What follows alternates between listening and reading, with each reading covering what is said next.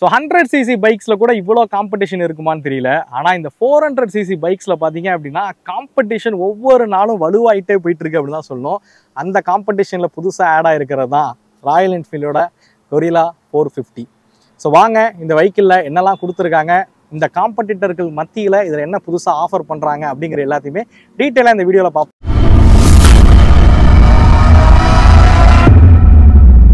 So special thanks to ஜாஃப் association Royal Enfield Thanjavur ஷோரூமுக்கு மிகப்பெரிய நன்றியை நான் தெரிவிச்சுக்கிறேன். வண்டி வந்த உடனே நம்மளை இன்வைட் பண்ணி இந்த வண்டியை வந்து டெஸ்ட் ட்ரைவ் கொடுத்தாங்க. ஸோ ஓட்டி பாருங்கள், வீடியோ பண்ணுங்கன்னு சொல்லி அவங்களுக்கு மிகப்பெரிய நன்றியை தெரிவிச்சுக்கிறேன். ஸோ டெஸ்ட் ட்ரைவ் பார்க்கணும் அப்படின்னா கண்டிப்பாக டிஸ்கிரிப்ஷனில் டீலரோட காண்டாக்ட் நம்பர் கொடுத்துருக்கேன். அண்ட் டிஸ்பிளேலையும் உங்கள் டீலரோட காண்டாக்ட் நம்பர் ஷோ ஆகும். மறக்காமல் ஃபோன் பண்ணி இந்த வெஹிக்கிளை டெஸ்ட் ட்ரைவ் பண்ணி பாருங்கள். ரியலி ரொம்ப சூப்பரான ஒரு வெஹிக்கிள். வாங்க வீடியோக்குள்ளே போகலாம். ஸோ இந்த 400 to 450 செக்மெண்ட்டில் பார்த்தீங்க அப்படின்னா இந்த பைக் மேஜராக காம்படிட் பண்ணுறதே வந்து த்ரைம்போட ஸ்பீட் 400 கூட தான். இது மட்டும் இல்லாமல் இந்த செக்மெண்ட்டில் ஏகப்பட்ட பிளேயர்ஸ் இருக்காங்க அப்படின்னு தான் சொல்லணும். ஸோ கேடிஎம் டியூக்கோட 390 இருக்கட்டும், டோமினார் 400 இருக்கட்டும், இப்போ புதுசாக கூட பல்சரில் வந்து NS 400Z வந்து இது கூட தான் வந்து காம்படிட் பண்ணுற வகையில் லான்ச் பண்ணியிருக்காங்க. அது இல்லாமல் பார்த்தீங்கன்னா மேவரிக் 440 இருக்குது. அது மட்டும் இல்லாமல் X440 மாடலுமே இது கூட காம்படிட் பண்ணுற வகையில் தான் அதை லான்ச் பண்ணியிருக்காங்க. மறைமுகமாக அப்பாச்சி 310RR கூட இதோட காம்படிட் பண்ணுற வெஹிக்கிள் தான். ஸோ திட்டத்தட்ட இந்த எல்லா பைக்ஸோட ஒரு காம்படிட்டிவான ப்ரைஸில் ராயல் என்ஃபீல்டு இதை கொண்டு வந்தது தான் இந்த வெஹிக்கிளுக்கு ஒரு மேஜர் அட்வான்டேஜ் அப்படின்னு சொல்லுவேன். இதில் மொத்தம் 3 வேரியண்ட்டில் லான்ச் பண்ணியிருக்காங்க. அனலாக், அப்புறம் டேஷ் அண்ட் ஃப்ளாஷ் அப்படின்னு ஒரு 3 வேரியண்ட் வந்து லான்ச் பண்ணியிருக்காங்க. அனலாக் மாடல் போனீங்க அப்படின்னா மீட்டர் மட்டும் பார்த்தீங்க அப்படின்னா உங்களுக்கு டிஎஃப்டி டிஸ்பிளே இல்லாமல் அனலாக்ல இருக்கிற மாதிரி வந்து கொடுத்துருப்பாங்க. மீட்டியரோட டிஸ்பிளே வந்து பயன்படுத்தியிருப்பாங்க. பட் இந்த மாடல் பார்த்தீங்க அப்படின்னா உங்களுக்கு டிஎஃப்டி டிஸ்பிளே உள்ள மாடல் தான். மொத்தம் 6 விதமான கலர் ஆப்ஷனில் வந்து இது வந்து ஆஃபர் பண்ணுறாங்க. நீங்கள் அனலாக் வேரியன்ட் போனீங்க அப்படின்னா 2,39,000 எக்ஸோரூம் காஸ்ட்டில் தான் இந்த வெஹிக்கிளை வந்து லான்ச்சே வந்து பண்ணியிருக்காங்க. ஸோ அந்த ப்ரைஸ் கேட்டகரி அப்படிங்கிறது ரொம்ப சூப்பரான ஒரு ப்ரைஸில் வந்து கொண்டு வந்திருக்காங்க அப்படின்னு சொல்லலாம். வாங்க இந்த வெஹிக்கிளில் என்னெல்லாம் கொடுத்துருக்காங்க அப்படிங்கிறத நம்ம 1 by 1 பார்க்க ஆரம்பிப்போம். ஆக்சுவலாக இந்த வெஹிக்கிளில் பார்த்தீங்க அப்படின்னா டிசைன் மேஜர் பாசிட்டிவ் அப்படின்னு சொல்லலாம். இந்த வெஹிக்கிளோட டிசைன் வந்து உங்களுக்கு ஹிமாலயன் 450லேருந்து டிரைவ் பண்ண ஒரு டிசைன் தான் இந்த வெஹிக்கிளில் இருக்கக்கூடியது. கிட்டத்தட்ட ஒரு சில விஷயங்கள் வந்து இதில் வந்து மாற்றிருக்காங்க அப்படின்றது போல் ஈவெண்ட்டில் வந்து சொன்னாங்க. இது வந்து ஃப்ரேம் வந்து கம்ப்ளீட்லி ஹிமாலயன் போல் இருக்காது, ஃப்ரேமில் கொஞ்சம் சேஞ்சஸ் வந்து பண்ணியிருக்கோம் அப்படின்றது போல் சொன்னாங்க. பட் இன்ஜின் பார்த்தீங்க அப்படின்னா ஹிமாலயனில் இருக்க அதே இன்ஜினை தான் இந்த வண்டியில் வந்து கொடுத்துருக்காங்க. செம்ம டார்க்கியான ஒரு இன்ஜின் அப்படின்னு தான் சொல்லணும். 40 Nm டார்க் ப்ரொடியூஸ் பண்ணக்கூடிய ஒரு இன்ஜின் அப்படின்னு சொல்லலாம். ஆக்சுவலாக டிசைன் விஷயத்துக்கு வருவோம். ஃபியூல் டேங்க் வந்து மெட்டலில் இருக்கக்கூடிய ஃபியூல் டேங்க் தான் வந்து இந்த வெஹிக்கிளில் வந்து பயன்படுத்தியிருக்காங்க. இது வந்து ஒரு 11 லிட்டர் ஃபியூல் டேங்க் வந்து கொடுத்துருக்காங்க. இதில் இருக்கக்கூடிய டேங்க் பார்த்தீங்க அப்படின்னா ஹிமாலயனில் வந்து 17 லிட்டர் டேங்க் இருக்கும். இதில் வந்து ஒரு 11 லிட்டர் டேங்காக வந்து கொடுத்துருக்காங்க. ஸோ அப்படியே ஃப்ரண்ட் சைடு வந்தீங்க அப்படின்னா எல்இடி ஹெட்லைட் செட்டப் தான் இந்த வெஹிக்கிளில் வந்து பயன்படுத்தியிருக்காங்க. கம்ப்ளீட்லி எல்இடியில் வந்து போயிருக்காங்க அப்படின்னு சொல்லலாம். இண்டிகேட்டர்ஸ் வந்து எல்இடியில் இருக்குது, ஹெட்லைட்ஸும் வந்து பார்த்தீங்க அப்படின்னா எல்இடியில் இருக்கிற மாதிரி வந்து கொடுத்துருக்காங்க. ஆல்சோ டெயில் லைட்ஸும் பார்த்தீங்க அப்படின்னா எல்இடியில் இருக்கிற மாதிரி வந்து கொடுத்துருக்காங்க. ஸோ அப்படியே சைட் ப்ரொஃபைல் வந்தீங்க அப்படின்னா நம்ம ஹிமாலயனில் பார்த்தா சேம் எக்ஸாஸ்ட் தான். ரொம்ப டைனியான ஒரு சின்ன சைஸ் எக்ஸாஸ்ட் வந்து இருக்குது. அண்ட் அப்படியே எக்ஸாஸ்ட் நோட்டுமே வந்து கேட்டுருங்க எப்படி இருக்குன்னு.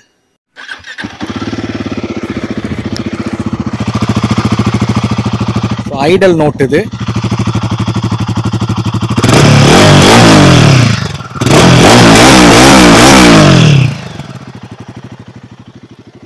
ஸோ ராயல் என்ஃபீல்டு அப்படின்னாலே எக்ஸாஸ்ட் நோட்டுக்கு ஃபேமஸ் தான். ஸோ எந்த வகையிலையும் இந்த வண்டியும் உங்களை வந்து டிசப்பாயின்மெண்ட் பண்ணாது. எக்ஸாஸ்ட் நோட் வந்து ரொம்ப சூப்பராகவே இருக்குது. டெயில் ப்ரொஃபைல் வந்தீங்க அப்படின்னா அந்த மட் கார்ட்ஸ் வந்து நம்ம சிமிலராக ஹிமாலயன் பார்க்குற மாதிரி தான் கொடுத்துருக்காங்க. இண்டிகேட்டர்ஸோட மெர்ஜான மாதிரி அந்த டெயில் லைட்ஸ் வந்து கொடுத்துருக்காங்க. ஸோ இதுலேயே உங்களுக்கு வந்து இண்டிகேட்டர் ஃபங்க்ஷனும் வரும், டெயில் லைட் ஃபங்க்ஷனும் வந்து வரும். ஸோ இதுலேயே பார்த்தீங்கன்னா இண்டிகேட்டர் ப்ளஸ் டெயில் லைட்ஸ் இருக்கிற மாதிரி வந்து கொடுத்துருப்பாங்க. பட் இது வந்து பின்னாலேருந்து பார்க்கும்போது எங்கடா டெயில் லைட் அப்படின்னு தேடுற மாதிரி இருக்கும். பட் இதுலேயே இருக்கிற மாதிரி வந்து கொடுத்துருக்காங்க. ஸோ டிசைன் வந்து பார்க்குறதுக்கு ரொம்பவே சூப்பராகவே இருக்குது. நம்ம வீல்ஸ் விஷயத்துக்கு வருவோம். ஸோ வீல்ஸ் பொறுத்த வரைக்கும் பார்த்தீங்க அப்படின்னா ஃப்ரண்ட்டில் வந்து 120 செக்ஷன் டயர்ஸ் வந்து பயன்படுத்தியிருக்காங்க. 17 inches அலாய் வீல்ஸில் வந்து கொடுத்துருக்காங்க. சியட்டோட டயர்ஸ் தான் வந்து பயன்படுத்தியிருக்காங்க. 120 செக்ஷனு பிளாக் பேட்டர்ன் டயர்ஸாக தான் வந்து கொடுத்துருக்காங்க. ஆன் ரோடுக்கும் ஓட்டுற மாதிரி இருக்கணும், அதே சமயத்தில் ஆஃப் ரோடும் சின்ன சின்ன ஆஃப் ரோட்ஸும் பண்ணுறதுக்கு ஏதுவாக இருக்கிற வகையில் வந்து கொடுத்துருக்காங்க. நிறைய பைக்ஸில் வந்து ரியர் வீலில் வந்து பார்ப்போம். பட் இவங்க ஃப்ரண்ட் வீல்லே வந்து 120 செக்ஷன் டயர்ஸ் வந்து கொடுத்துருக்காங்க. அப்படியே ரியர் வீலுக்கு வந்தீங்க அப்படின்னா 160 செக்ஷன் டயர்ஸ் வந்து பயன்படுத்தியிருக்காங்க ரியரில். கிட்டத்தட்ட எவ்வளோ பெரிய டயர் பார்த்தீங்களா இல்லையா? 160 செக்ஷன் டயர்ஸ் வந்து ரியரில் வந்து கொடுத்துருக்காங்க. இந்த காம்படிட்டரில் எனக்கு தெரிஞ்சு பெருசாக யாரும் இல்லை. எனக்கு தெரியும் இதுலேயுமே வந்து டியூக் கேடிஎம்லேயும் பார்த்தீங்க அப்படின்னா அவங்க 150 தான் வந்து யூஸ் பண்ணுறாங்க. இவங்க தான் வந்து 160 செக்ஷன் டயர்ஸ் வந்து கொடுத்துருக்காங்க. 17 inches அலாய் வீல்ஸ் வந்து கொடுத்துருக்காங்க. மித்த கலர்லாம் போனீங்க அப்படின்ற பட்சத்தில் ஐ திங்க் அந்த ப்ளூ கலர்லாம் போனீங்க அப்படின்னா அலாய் வீலுமே வந்து அந்த ப்ளூ கலரில் இருக்கிற மாதிரி கொடுத்துருக்கிற விதம் வந்து பார்க்க ரொம்பவே சூப்பராகவே இருக்குது.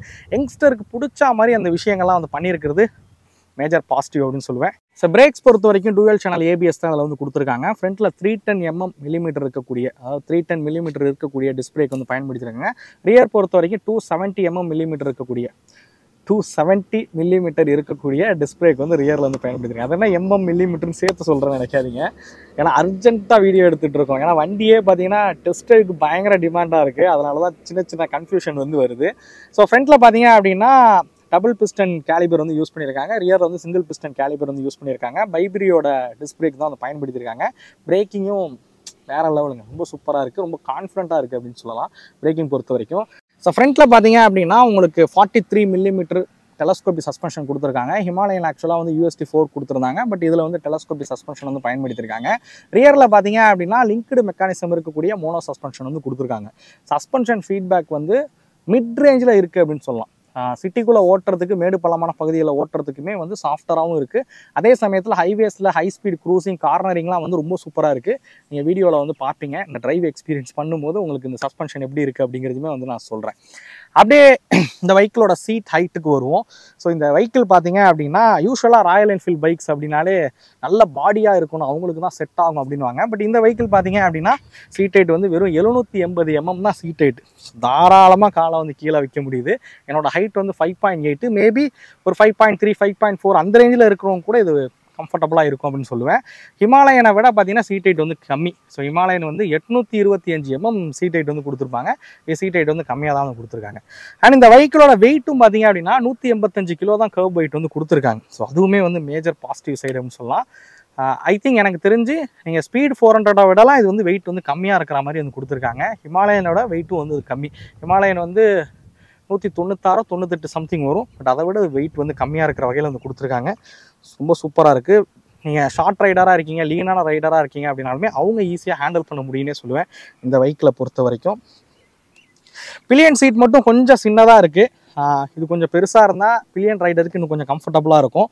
குஷனிங்லாம் ஆக்சுவலாக பார்த்தீங்க அப்படின்னா நல்லா சாஃப்டாக இருக்குது. பார்த்தீங்கன்னா தெரியும். நல்லா கம்ஃபர்டபுளாக சீட் இருக்கிற வகையில் தான் சீட்டை வந்து உருவாக்கியிருக்காங்க. அப்படியே இன்ஸ்ட்ருமெண்ட் கிளஸ்டர் விஷயத்துக்கு வருவோம். ஒரு 4 inches இருக்கக்கூடிய TFT டிஸ்பிளே பார்த்தீங்க அப்படின்னா இதில் வந்து பயன்படுத்தியிருக்காங்க. ஸோ இதில் வந்து நீங்கள் மொபைல் ஃபோன் கனெக்டிவிட்டி ஃபங்க்ஷன் இருக்குது. அதேமாதிரி நேவிகேஷன் உட்பட நீங்கள் இதில் வந்து பார்த்துக்க முடியும். நம்ம ஹிமாலயனில் பார்த்த அதே TFT டிஸ்பிளே தான் இதில் வந்து கொடுத்துருக்காங்க. அனலாக் வேரியன்ட் போனீங்க அப்படின்னா மீட்டியோரில் இருக்கக்கூடிய டிஸ்பிளே வந்து பார்ப்பீங்க. சார்ஜிங் போர்ட் பார்த்தீங்க அப்படின்னா இந்த இடத்துல வந்து கொடுத்துருக்காங்க. ஸோ மொபைல் ஃபோன் நீங்கள் இங்கே ஒரு ஹோல்டர் மாட்டினீங்கன்னா போதும், நீங்கள் இதிலேயே வந்து சார்ஜ் போட்டு இதில் வந்து மாட்டிக்கவும் முடியும். ஸோ அதே மாதிரி நம்ம மீட்டியோர்லலாம் பார்த்த அதே ஸ்விட்ச் கியர்ஸ் தான் வந்து இதில் கொடுத்துருக்காங்க. ஹிமாலயனில் பார்த்த சேம் ஸ்விட்ச் கியர்ஸ் தான் வந்து இதில் இருக்கிறது எல்லாமே. ஸோ லெஃப்ட் சைடில் பார்த்தீங்க அப்படின்னா உங்களுக்கு வந்து ஹெட்லைட்ஸ்க்கான கண்ட்ரோல்ஸ், இண்டிகேட்டர், ஹார்னு இதெல்லாம் வந்து கொடுத்துருக்காங்க. இது வந்து உங்களுக்கு கிளஸ்டரை வந்து ஹேண்டில் பண்ணுறதுக்கு ஒரு சின்ன அனலாக்குமே வந்து இதில் இருக்குது. ஸோ இதில் இன்ஃபர்மேஷன்ஸ்லாம் வந்து பார்க்கணும் அப்படின்னா நீங்கள் இதில் இருக்க அனலாக் யூஸ் பண்ணி வந்து பார்த்துக்கலாம். ரைட் சைடில் பார்த்தீங்க அப்படின்னா இன்ஜினோட கில் ஸ்விட்ச் இருக்குது. ஃப்ரண்ட்டில் ஹசார் ஸ்விட்ச் இருக்கிற மாதிரி வந்து கொடுத்துருக்காங்க. ஃப்ரண்ட்டில் ஹசார் ஸ்விட்ச் இருக்கிற மாதிரி வந்து கொடுத்துருக்காங்க.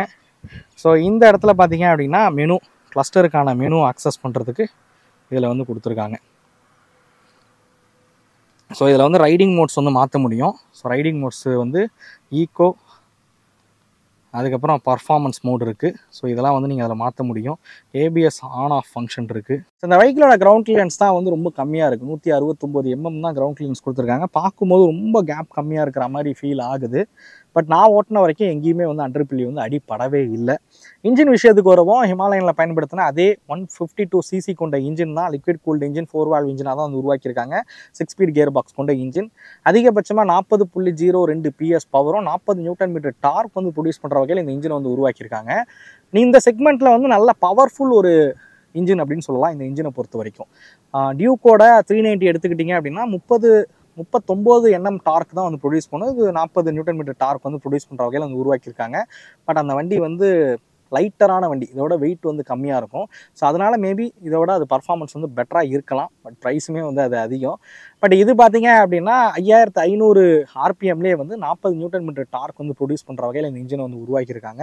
ஸோ நல்ல ஒரு பவர்ஃபுல் மிஷின் தான் சொல்லணும் இந்த வெஹிக்கிளை பொறுத்த வரைக்கும். வாங்க இந்த வெஹிக்கிளை ஓட்டி பார்ப்போம். ஸோ இது வந்து ஒரு ஃபஸ்ட்டு எக்ஸ்பீரியன்ஸ் தான் வந்து கொடுக்க போகிறது. சீட் வந்து நல்ல கம்ஃபர்டபுளாகவே இருக்குது உட்கார்றதுக்கு. பா சரியான சவுண்டுங்க, பா சூப்பராக இருக்குது. கிளட்ச் வந்து லைட்டாக தான் இருக்குது, ரொம்ப ஹார்டாலாம் எதுவும் இல்லை. கிரவுண்டை ரீச் பண்ணுறது தான் ஈஸியாக இருக்குது.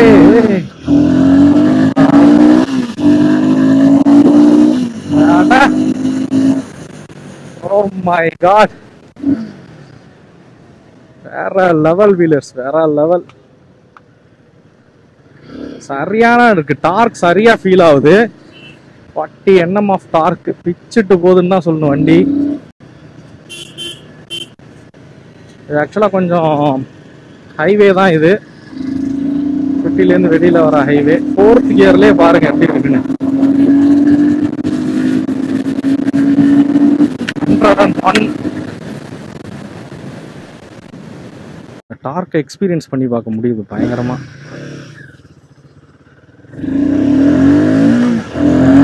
மாதிரி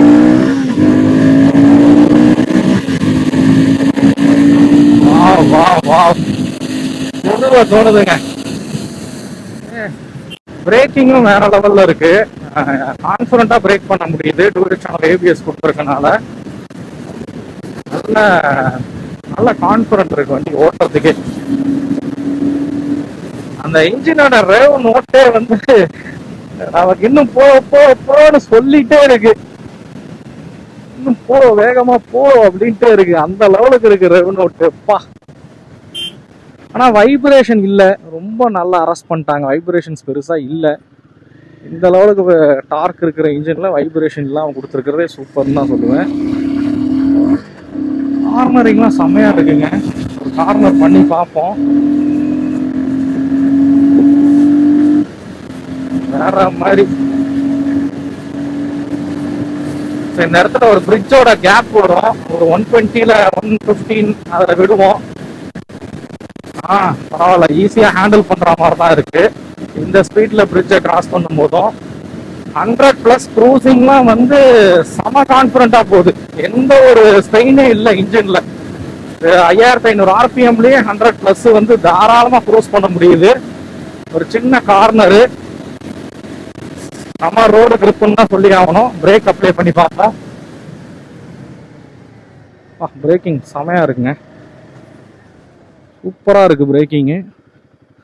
ஒரு சின்ன 0 to 100 ட்ரை பண்ணுவோமா, எவ்வளோ சீக்கிரம் போகுதுன்னு பார்ப்போமா. இந்த இடம் ரோடு ஃப்ரீயாக இருக்கும்.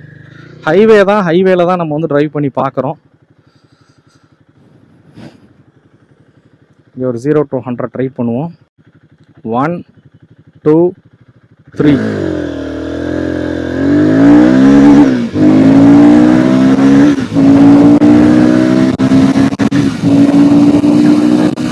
ஒரு வந்தாச்சு. சரியான கார்னரிங் ஸ்டெபிலிட்டிங்க.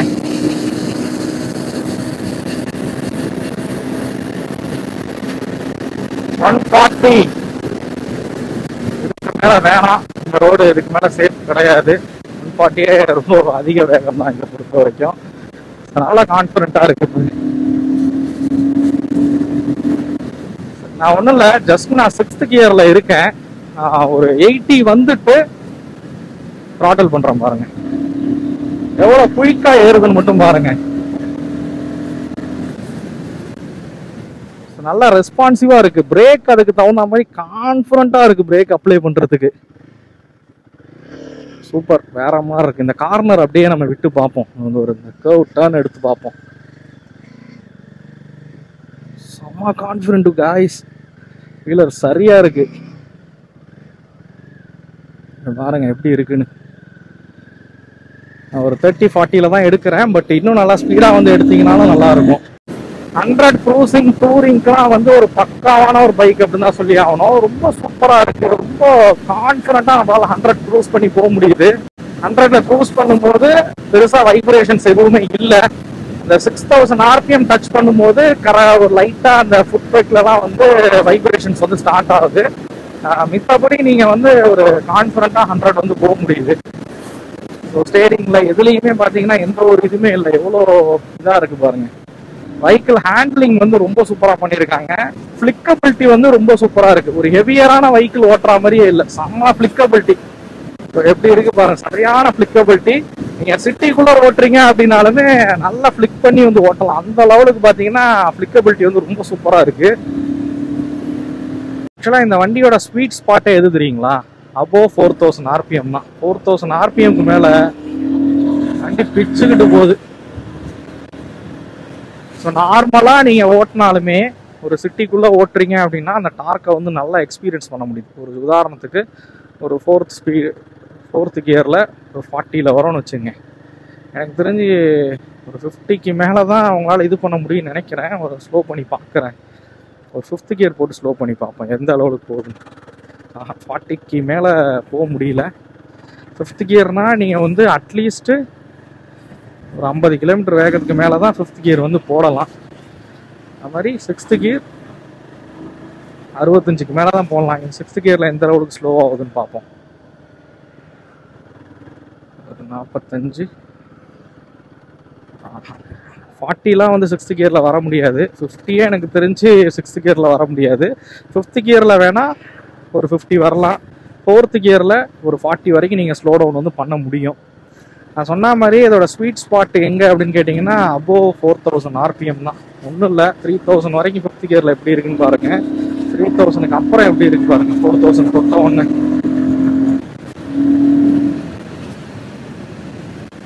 அதாவது வண்டி வந்து சொல்லிட்டே இருக்கு, இதெல்லாம் எனக்கு செட் ஆகாது, நீ வேகமா போன்ட்டே இருக்கு. இதை நீங்க சிட்டிக்குள்ள ஒரு கம்யூட்டரா நீங்க வாங்குறத விட ஒரு ஹைவே டூரரா மேபி நீங்க இதை வந்து வாங்கலானே சொல்லுவேன். ஹைவே டூரரா ரொம்ப சூப்பரா இருக்கு. சிட்டிக்குள்ள ஒரு கம்யூட்டரா ஓட்டணும் அப்படின்னா அதோட ஃபிளிக்கபிலிட்டி வண்டி நல்லா இருக்கு. ஆனால் நல்ல ஒரு டார்க்கியான ஒரு இன்ஜின். ஸோ அதனால நீங்க வந்து ஒரு 5வது கியர் போட்டு ஒரு 40ல் போவோம், இல்லை ஒரு 6வது கியர் போட்டு ஒரு 50ல் போவோம்னா போக முடியாது. ஏன்னா அந்த லெவலுக்கு டார்க் ப்ரொடியூஸ் பண்ணக்கூடிய ஒரு இன்ஜினு. ஹைவேல பர்ஃபார்மன்ஸ் பிச்சு எரியுது அப்படின்னு தான் சொல்லுவேன். ஸோ ஹைவேக்கு ரொம்ப சூப்பராக இருக்குது வண்டி ஓட்டுறதுக்கு. நல்லா கான்ஃபிடண்ட்டாக இருக்குது வண்டி ஓட்டுறதுக்கு.